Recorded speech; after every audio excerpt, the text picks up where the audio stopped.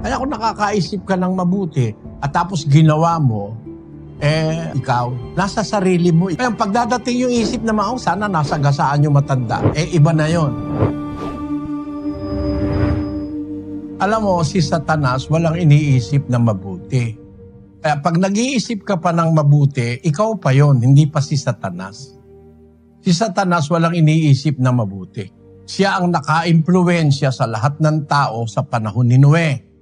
Isang pamilya lang ang hindi niya na-impluwensyahan. Basahin natin ang Henesis, Kapitulo 6. Ang daing ng Diyos, ito sigurado ito Walang duda ito nangyari sa mundo ito nung panahon ni Noe. 6:5 ng Henesis. At nakita ng Panginoon na mabigat ang kasamaan ng tao sa lupa at ang buong haka ng mga pag-iisip ng kanyang puso ay pawang masama lamang na parati. Wala na silang iniisip na mabuti nun. Masama na lamang parati. Partially nangyayari sa ating panahon yan Mga bata pa, ang sama ng mag-isip. Yayayain yung kalaro, tapos kunyari lulundag, pagkatapos papatirin, baksak yung niyaya, sabog ang bungo, patay. Bata pa yan Yung matatanda, ganun din ngayon kung mag-isip yung iba. Hindi naman lahat. Pero nung panahon ni Noe, ang nakita ng Diyos, ang Diyos nakakakita ng lahat ng bagay. Sabi niya, nakita ng Panginoon mabigat ang kasamaan ng tao sa lupa. Ang buong haka ng mga pag-iisip ng kanilang puso, pawang masama lamang parati.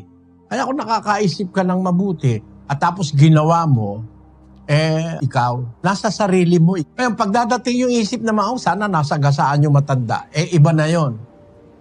Meron nang pumupunta sa'yo na demonyo. Huwag kang papayag. Kaya pag naisip mo mabuti, gawin mo agad Huwag mong ililiban. Magsasawa rin yan. Lalayasan ka niyan. Labanan mo lahat yung naiisip mong masama. Huwag kang papayag yung idinidikta ng masama. Kasi si Satanas lang naman ang hindi nag-iisip ng kabutihan Mga anghel ng demonyo. Walang kabutihang naiisip yung mga yon. 8:44 ng Juan. Pakinggan nyo. Kayo'y sa inyong amang dyablo, at ang mga nasa ng inyong ama ang ibig ninyong gawin. Siya'y isang mamamatay tao buhat pa ng una, at hindi nananatili sa katotohanan, sapagkat walang katotohanan sa kanya. Katotohanan sa kanya. Di lahat ng nasa kanya kabaligtaran ng katotohanan. Walang katotohanan sa kanya. There is no truth in him. Kaya walang mabuti kay Satanas Puro kawalang hiyaan ang iniisip nun laban sa Diyos at sa kanyang mga lingkod.